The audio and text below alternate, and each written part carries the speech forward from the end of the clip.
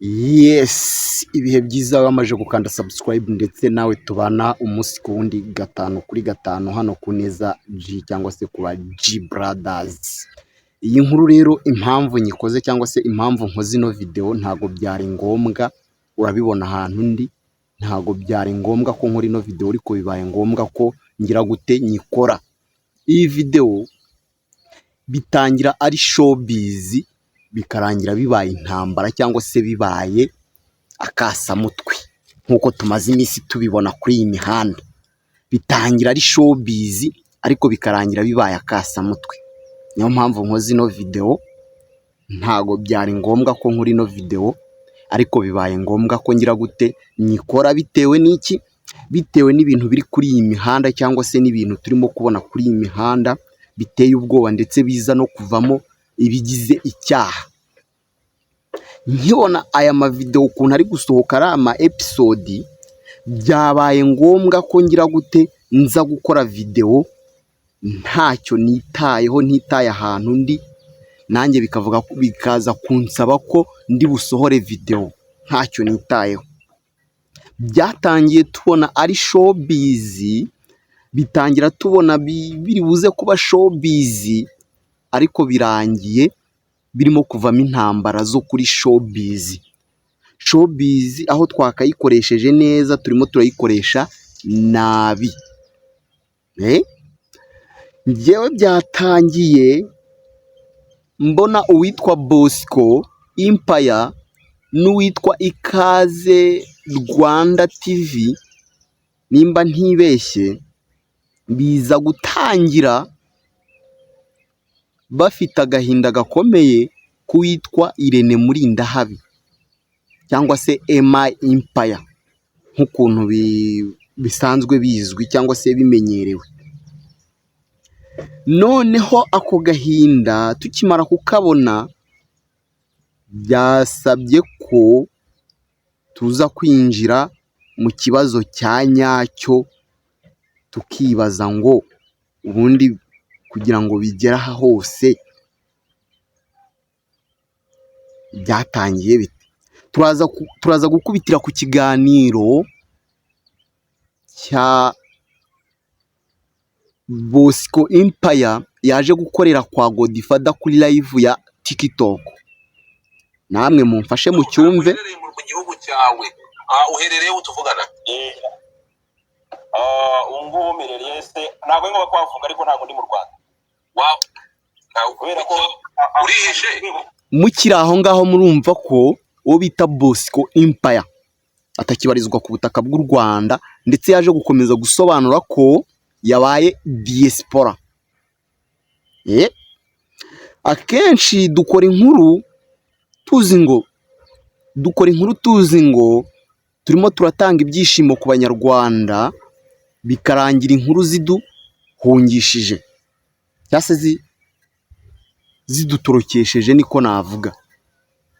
Byatangiye ari showbiz ndetse bitangira twumva uwitwa Yago abivugaho, bikarangira tuvuga ngo ni ya marira ya Yago, ndetse Yago arimo aririza, ariko magingo aya ngaya icyitwa nka bombe kirimo kiragenda giturika.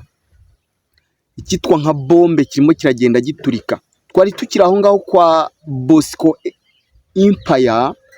urihishe Umutekano wanjye yampaye inka se utibiri bwa shyamba mu mujyi uhari kubera umutekano wawe bishatse ndapfuye. umutekano wanjye niyo mpamvu nabuze ko bwana umerereye ngewe. Dore hasi bari kwandika uriya yaratorotse, abandi bati ari Uganda ndapfuye. Dore muri comment Bosco Yaratorotse umuntu atoroke. egera telefone ya wisanzuye kandi utari mu gihugu. Byagenze gute kugira ngo wisange aho uri? Imva n'imvano yo kugira ngo wisange aho uri tugiye gutangira umwaka ukajya kurangiza umwaka.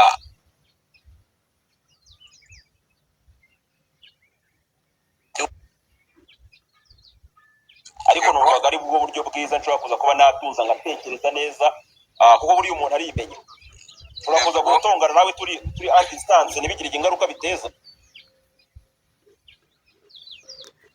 Okay. Ariko muri kumva icyo kiganiro yakoreye kwa Godfather kuri live ya Godfather, ubwo yavugaga ko atari ku butaka bw'u Rwanda, yabaye diaspora. Noneho tukiri aho ngaho, hari ikindi kiganiro yahise asohora cyari kirimo icyo twakita uburakari buteye ubwoba.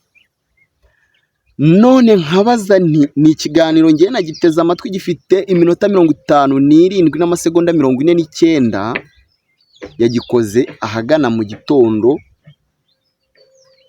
ariko hari icyari cyakibanjirije nicyo ngira ngo twumve. Yatangaga stop gifite isaha n'iminota 20 n'isegonda 1. Ndagira ngo icyo kiganiro tukinjiremo neza cyane.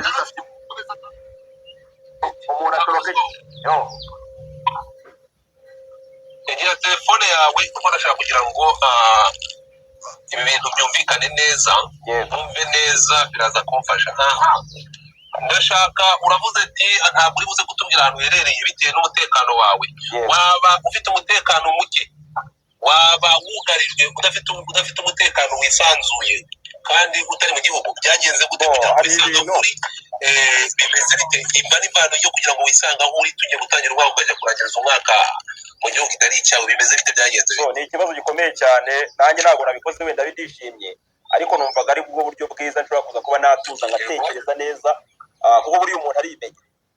Ushobora kuza gutongana nawe turi a distance ntibigire ingaruka biteza, ariko twaba turi close ukaza kuza gushituka ngiye wambanze mu bwonko nisanga nakoze ibintu bitari byiza.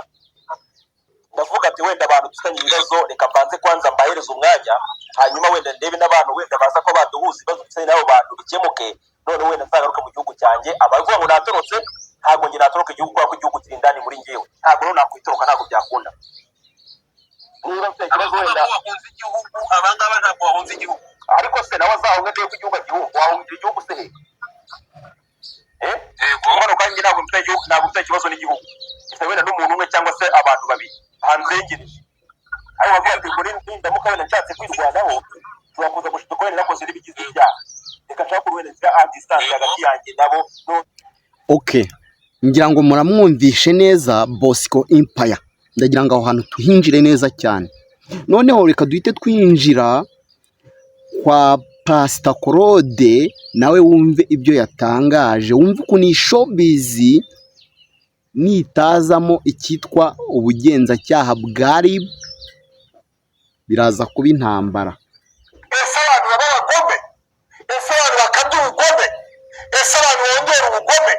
Ese abantu bige kuba abagome? Barizanye mu kiganiro mani, aho kugenda abana bagira buri shuri murinda habiranye, aho kugenda abana bagira buri shuri murinda habiranye, twembi twagimageragere nanjye mageragere cyangwa ukajyayo, twafatafashe mu kibuno, dufatafata mu kwaha, dutuma aho bakiyamani, dutuma ba kamarade, dutuma n'abandi, ariko murinda hari reka kugize ukuri, aho kugira ngo abana bagira buri kujya ku ishuri murinda habiranye, nasanga bajya handi mageragere. Wowe urafata cano z'abantu, ugafata ibyana ukagira ngo ibikubita strike amacaro y'abantu, wowe warangiza ukayihamagaza koro ufite strike zingahe muri dashboard.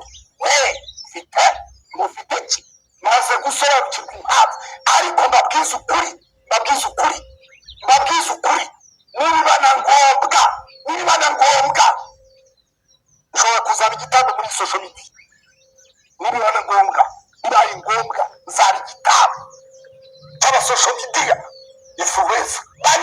Banyarwandakazi, yewe ndateza ubwega murinda hariyene waye mayipaya n'abariya bana yazanye ku ishop muri social media.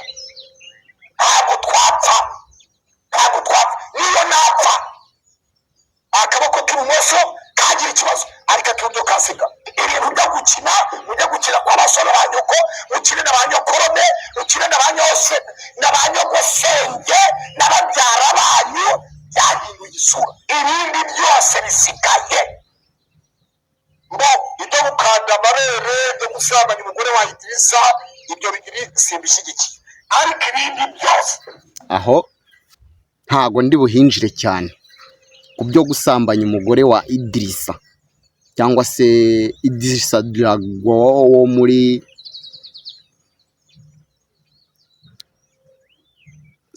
bindenzeho ariko Emma Empire.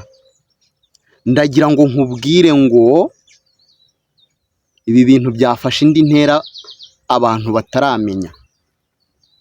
Tukiri aho ngaho, tukiri muri iyo saga, hahise hasohoka indi saga y'uwitwa Danizo n'umukinnyi we bita Mishu.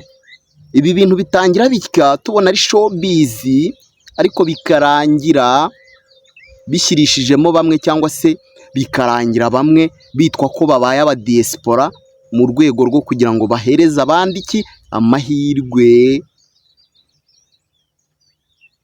Sinzi nimba muri kumva icyo kintu, mumfashe tujyane muri icyo kintu,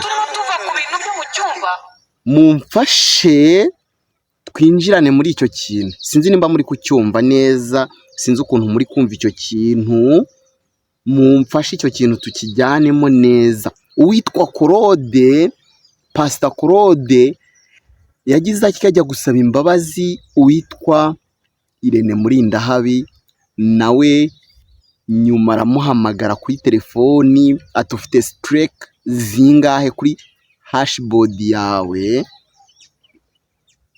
arangije ngo ntago ndi i Kigali, ningera i Kigali izo strike ndazigukuriraho, ahubwo wampereza na namba ya Bosco Empire.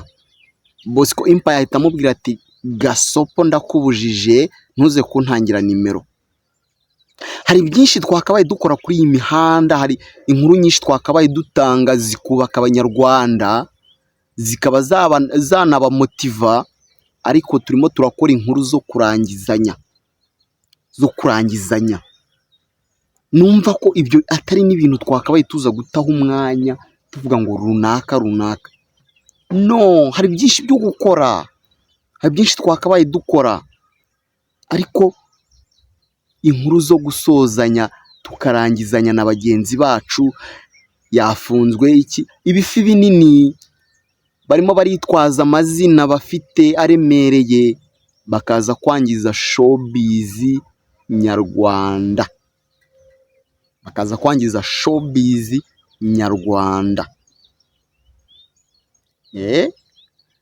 ntago ndi buze kumenshoninga amazina hano batamenshoninze. Ndimo ndavuga Emma Empire, nkavuga uwitwa Chita Magic, nkavuga nayo mazina abiri bagize gute bamenshoninze. Nayo mazina abiri bagize gute bamenshoninze. Naho ibya Emma Empire kuryamana n'umugore wa Idrissa, ibyo byo ni urundi rwego, ni ukujya mu buzima buri prive bw'abantu, ariko reka turebe ibiri kubera ku macano y'abantu bitewe na Emma Empire. Nimba umuntu ubona ko atunzwe n'ikintu, ukabona ko cana itunze umuntu, itunze umuryango, ikodesha amazu ye, imutunze mu buzima bwa buri munsi, ugashaka kumukura ku mugati, nawe ubizi neza ko bagukuye ku mugati bidashobora kuba byiza, wangiza ugakora icyo kintu. Bro, you will never that stop again. Nshimiwe twakomeje kubana muri kiganiro nawe tugeranye kuri uyu munota. Imana ikurinde kandi guha amafaranga. Dusoje umwaka wa 2026 uzawinjiremo neza, naho twe dukoze iyi nkuru ntago twishimye, byari kubw'agahinda gakomeje kugaragara kuri iyi mihanda gatejwe na Emma Empire n'uwitwa Chita Magic. Gusa